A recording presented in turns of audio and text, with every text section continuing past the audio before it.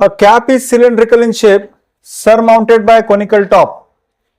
If the volume of cylindrical part is equal to that of conical part, then the ratio of the height of the cylinder part to that of conical part is. देखिए एक cylindrical part आपको दिख रहा है और एक conical part दिख रहा है और इसका वॉल्यूम और इसका वॉल्यूम दोनों सेम है. ऑफ कोर्स इसका हाइट और इसका हाइट अलग है. चलो सिलेंडर का हाइट हम कहेंगे h2, इसका हाइट हम कहेंगे h1. तो आपको बताना है कि हाइट का रेशियो क्या होगा, h1/h2 क्या होगा. देखिए वॉल्यूम ऑफ सिलेंडर का फॉर्मूला क्या है बच्चों? Volume of cylinder is equal to volume of what? कौन है? तो वॉल्यूम ऑफ सिलेंडर यानी क्या, हम ऐसे कहेंगे कि this is pi r square h2. सही है ना बच्चों? वॉल्यूम ऑफ सिलेंडर का फॉर्मूला क्या है? Pi r square h2. ये किसके बराबर है? वॉल्यूम ऑफ कोन के बराबर है. तो वॉल्यूम ऑफ कोन का फॉर्मूला क्या है? 1/3 पाई आर स्क्वायर h1. तो यहां pi cancels with pi, radius square cancels with radius square. So what I get here is h2 is equal to h1/3. मगर आपको क्या पूछा है? Find the ratio of height of cylinder to the height of the कोन.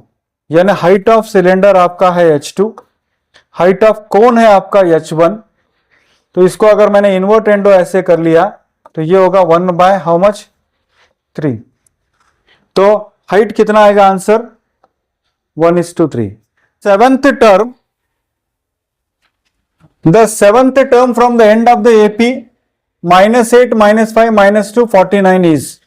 देखो मैंने एक formula आपको बोला था कि जब आपको लास्ट से आपको ढूंढना है तो आप क्या करो पता है क्या? लास्ट से ढूंढना है तो L - N - 1 × D ये फॉर्मूला यूज कीजिए आप. ये अगर यूज करोगे तो आपको बहुत जल्दी आंसर मिलेगा. तो L means L stands for what here? Last term. What is the last term here? 49 is the last term.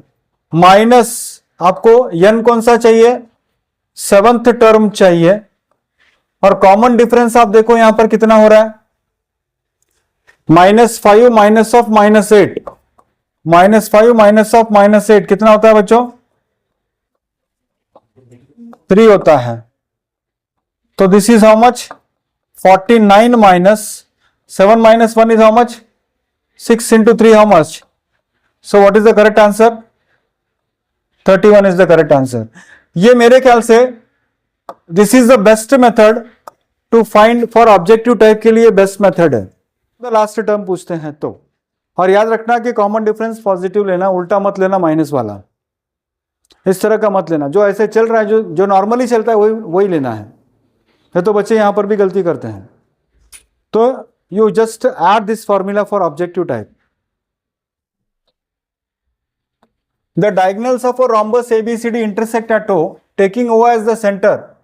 An arc of radius 6 cm is drawn intersecting OA and OD at E and F respectively. The area of the sector OEF is. इसका मतलब क्या है थोड़ा समझो. एक rhombus आपने लिया, उस rhombus का नाम क्या है? A B C D. Okay, उस रोम्बस का ABCD उसका नाम है. मगर O को उसका सेंटर क्या है? O है. An arc of radius 6 cm is drawn intersecting OA and OD at E. देखिए एक आर्क मैंने यहां से बनाया इसी को लेकर, जिसका रेडियस कितना है? इसका भी रेडियस कितना है? 6 है. और ये कहां पर इंटरसेक्ट कर रहा है? ई और एफ पे इंटरसेक्ट कर रहा है. तो आपको क्या पूछा है? द एरिया ऑफ सेक्टर कितना होगा? OEF का सेक्टर कितना होगा? क्या करोगे? फॉर्मूला कौन सा यूज करोगे? Area of sector. यानी एरिया ऑफ सेक्टर का फॉर्मूला क्या है बच्चों? पाई आर स्क्वायर. आर स्क्वायर आपको कितना दिया यहां पर? आर कितना दिया आपको? 6 × 6 इंटू थीटा. थीटा कितना है? देखो दिस इज इंपॉर्टेंट, थीटा उन्होंने नहीं दिया है, आपको कौन सी प्रॉपर्टी यूज करनी पड़ेगी यहां पर, diagonals of a rhombus are always perpendicular to each other. Theta न देने का उद्देश्य यह है कि रोम्बस के साइड को उन्होंने क्या कर दिया, डायगोनल्स को ले लिया। इनडायरेक्टली थीटा आपको कितना दिया है, कितना दिया है, सो 90 बाय हाउ मच, इसको कैंसिल कीजिए, 9 1 jar, 9 4 jar, 2 2 jar, 2 3 jar, 2 1 jar, 2 3 jar, तो आंसर कितना होगा बच्चों, 9 पाई स्क्वायर सेंटीमीटर। तो करेक्ट आंसर क्या आना चाहिए, 12 व्हाट इज इट, 12 राइट। यानी क्वेश्चन को थोड़ा घुमा फिरा के ऐसे दिया है कि रोम्बस के डायगोनल्स को लिया है और diagonal of a rhombus are perpendicular of each other, bisector भी है ऑफ कोर्स, इसलिए थीटा 90 हो रहा है। थीटा 90 न देने के बजाय आपको थोड़ा क्वेश्चन चेंज किया, एरिया ऑफ अ सेक्टर ही पूछा है और रोम्बस को लेके पूछा है। ओके क्या दिख रहा है, ice cream. Okay the probability of, दिख रहा है क्या white colour, the probability of getting a chocolate flavoured ice cream at random in a lot of 600 ice cream is 0.055. The number of chocolate flavored ice cream in the lot is, हाँ chocolate देखते हैं मुंह में पानी मत लाओ, ये duplicate chocolates हैं, इमेजेस है, ओरिजिनल नहीं है। ओके को फिर से हम प्रोबेबिलिटी की प्रॉपर्टी यूज करेंगे, प्रोबेबिलिटी ऑफ एन इवेंट, दिखता है क्या black low, probability of an event is what, desired event divided by probability of an event, आपको कितना दिया बच्चों, 0.055, ये है प्रोबेबिलिटी। आपको क्या पूछा है, in a lot of how many ice creams, कितने हैं टोटल आइसक्रीम कितने हैं, यानी टोटल इवेंट्स कितने हैं बच्चों, 600 है, तो आपको पूछा है कि चॉकलेट आइसक्रीम कितना होगा। तो अब आप इसको क्या करोगे, इंटू करो, किसको इंटू करोगे आप, 0.055 इंटू हाउ मच, 600, कितने जीरोस लिखोगे यहां पर, 6 5 30 + 3, 1 2 3 संख्याओं के बाद पॉइंट है, तो वह 1 2 3 संख्याओं के बाद पॉइंट है, तो what is the correct answer. आपका क्वेश्चन नंबर क्या है पता नहीं मेरे को, क्या था वो, 16 था, 13 नंबर का क्वेश्चन का आंसर आना चाहिए ए, यानी आइसक्रीम का प्रॉब्लम 0.005 दिया है, तो टोटल आइसक्रीम अगर 600 है तो फॉर्मूला वही यूज करना है, फॉर्मूला वही यूज करना है, मगर पूछा कैसे देखो जरा, अरे वही फॉर्मूले वही सब कुछ है, प्रोबेबिलिटी बोलते नया कोई फॉर्मूला आने वाला है नहीं वहां पर। On the x axis which is equidistant from the point 5 - 3 4 2 is, equidistant का मतलब एक पॉइंट कहां पर है बच्चों, पॉइंट कहां पर है, एक्स एक्सिस पर है, तो पॉइंट क्या होगा यहां पर, x0 होगा। दूसरा पॉइंट आपको कौन सा दिया है, 5 और -3, ये कितना दिया आपको, 4 2 दिया है। अब ये दोनों पॉइंट, इसको हम कहेंगे P, तो PA = PB है बच्चों, PA = क्या है, PB है, तो x2 - x1 whole square, x2 - x1 whole square यानी x - 5 होल स्क्वायर, और x - 5 होल स्क्वायर का मतलब होता है a - b होल स्क्वायर, और a - b होल स्क्वायर का मतलब होता है a² - 2ab + b²। Is it right children, directly देखिए मैंने थर्ड या फोर्थ स्टेप पे आ गया, x2 - x1 होल स्क्वायर यानी x - 5 का whole square, that is first term square -2 into first term second term plus second term square, y2 - y1 का whole square होता है 0 + 3 का स्क्वायर, 0 + 3 का स्क्वायर कितना होता है इज इक्वल टू, फिर से यहां पर x2 minus x1 whole square, यानी क्या 4 माइनस 0 ले लो। 4 माइनस 0 का स्क्वायर कितना होता है रे? हाँ, 4 माइनस 0 का स्क्वायर 16, x का स्क्वायर, या x माइनस 4 ले लो ना, ऐसे x माइनस 4 का स्क्वायर यानी a माइनस बी का स्क्वायर होता है x square minus A B यानी 8x प्लस बी स्क्वायर यानी 16, और y2 माइनस y1 यानी कितना 2 माइनस 0 यानी 4। अब P A equal to P B है बच्चों, तो P A square is equal to P B square होगा। अब ये सारी फॉर्मेलिटी मैं नहीं करने वाला हूं, डायरेक्टली सारे स्क्वायर स्क्वायर रूट्स कट गए।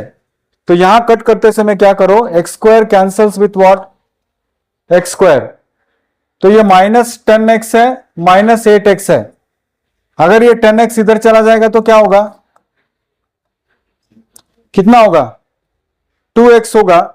25 प्लस 9 कितना होता है 34, और ये 16 प्लस 4 कितना होगा, तो ये इधर आ जाएगा तो कितना होगा 14, यानी x इज इक्वल टू कितना होगा,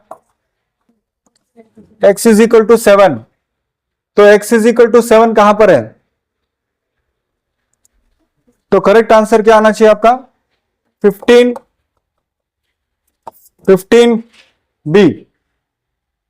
बी। थोड़ा सा ये प्रॉब्लम में कैलकुलेशन बढ़ रहा है, कहीं पर ज्यादा होगा तो कहीं पर कम होगा जरूर। Fine. If the length of arc of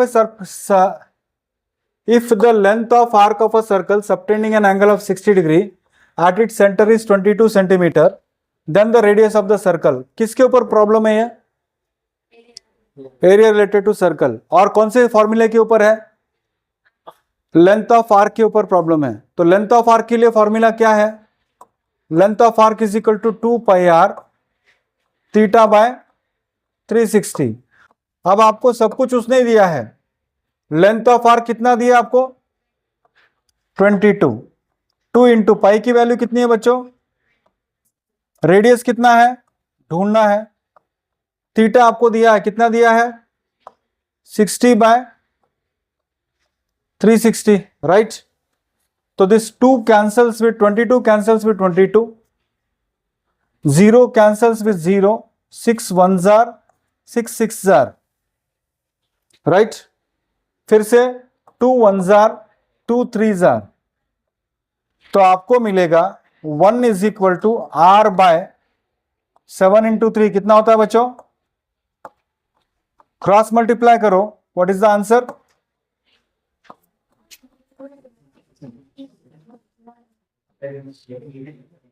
यानी कहने का मेरा तात्पर्य है आपको सेंट्रल एंगल दिया है, आपको लेंथ ऑफ आर्क दिया है, आपको लेंथ ऑफ आर्क दिया है, और आपको इस इंफॉर्मेशन से क्या कैलकुलेट करना है, रेडियस कैलकुलेट करना है। अभी तक होता क्या था कि रेडियस देते थे, थीटा देते थे, और आपको यल कैलकुलेट करते थे। अब थोड़ा सा उल्टा पूछा है object, length of the shadow on the ground of a pole is √3 times the height of the pole, then the angle of elevation of the sun is, जो इस पोल का हाइट कितना दिया आपको, h दिया है, और उसका शैडो कितना है √3h है, तो आपको angle of elevation of the sun ये पूछा आपको, सन का एंगल कितना होगा, क्या करोगे, कौन सा ट्रिग्नोमेट्रिक रेशियो अपोजिट और एडजेसेंट को कनेक्ट करता है, tan। तो आप यहां पर tan theta is equal to h by opposite side by adjacent side, तो h बाय h √3 कैंसिल करो तो tan थीटा कितना होगा, और tan थीटा 1 बाय √3 कब होता है मेरे भाई, यानी करेक्ट आंसर क्या होगा, यानी सन का हाइट है h, शैडो है √3 टाइम्स ऑफ h, हाइट है h, शैडो है √3 times of h, angle of elevation कितना होगा, तो h बाई h √3 करोगे तो h कैंसिल होगा, 1 बाय √3 का मतलब होता है थीटा 30 होगा। Okay, this is very interesting question. 2 dice are thrown at the same time and product of the numbers appear on them is noted. The probability that the product of the number lies between 8 and 13. दो पासों को फेंक दिया, दो dice को फेंक दिया। अब 8 और 13 के बीच की नंबर देखिए, 8 और 13 का बीच वाला नंबर अगर आपको कहा जाता है तो 8 और 13 इंक्लूड नहीं होगा, 8 और 13 इंक्लूड नहीं होगा, याद रखो। तो 9 आने के लिए क्या पॉसिबिलिटी हो सकता है? 3 आ सकता है, 3 इंटू 3 क्या होगा? 9 आ सकता है। 10 आने के लिए क्या पॉसिबिलिटी हो सकता है? 2 5 5 2। 11 आने के लिए 0 पॉसिबिलिटी, कोई भी ऐसा दो नंबर नहीं होगा जिसको गुणाकार करोगे तो 11 आएगा। कोई नंबर है, 11 इज ए प्राइम नंबर, कोई दो संख्याओं का गुणाकार 11 आता है क्या? नहीं आएगा। 12 आने के लिए क्या पॉसिबिलिटी है? 2 6 6 2 4 3 3 4, यानी टोटल इवेंट्स हमारे पास 36 है और डिजायर्ड इवेंट्स होंगे 1 2 3 4 5 6 और कितना? तो 7 आउट ऑफ 36 टाइम्स क्या होगा? 8 और 13 के बीच की संख्या आएंगी। कॉशन, बिटवीन कहा है, इंक्लूडिंग नहीं। अगर दो स्टेशन के बीच में, अगर मैं ऐसे कहूं कि सोलापुर और पुणे के बीच में कौन सा स्टेशन आता है, तो आप सोलापुर और पुणे नहीं कहोगे, दाउंड बोल सकते हो, कुर्डवाड़ी बोल सकते हो, इंक्लूडिंग नहीं होगा। am I clear?